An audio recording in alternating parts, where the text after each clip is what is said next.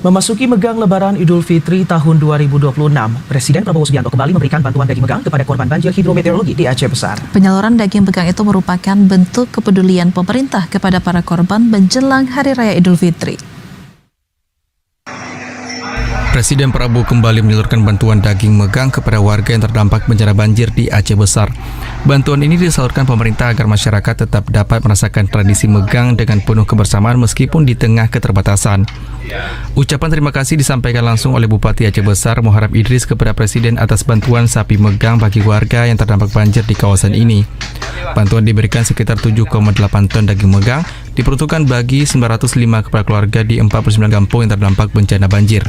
Momentum megang menjelang Hari Raya Idul Fitri menjadi sangat berarti bagi masyarakat Aceh, terlebih mereka yang kini tengah menghadapi masa sulit akibat dilanda bencana banjir pada November tahun 2025 lalu.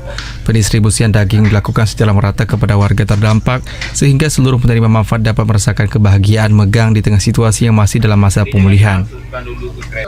Hari ini, malam ini, kita sedang melaksanakan pemotongan sapi dari bantuan Presiden Republik Indonesia. Dalam hal ini, saya atas nama Kepala Pemerintahan atau Bupati Kabupaten Aceh Besar bersama dengan seluruh masyarakat, khususnya masyarakat yang terdampak daripada banjir bandang kemarin, atas bantuan sapi untuk megang Hari Raya Idul Fitri 1447 Hijriah.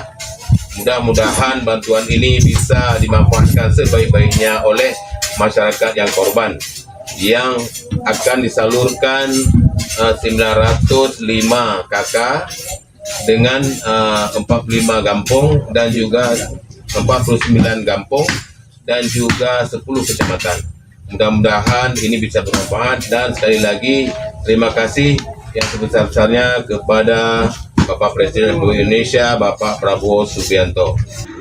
Selain itu, Syekh Muharrem juga berharap bantuan tersebut dapat mempererat rasa kepedulian dan kebersamaan antara pemerintah pusat dan daerah dalam membantu masyarakat yang membutuhkan. Tim Liputan TV Raja melaporkan.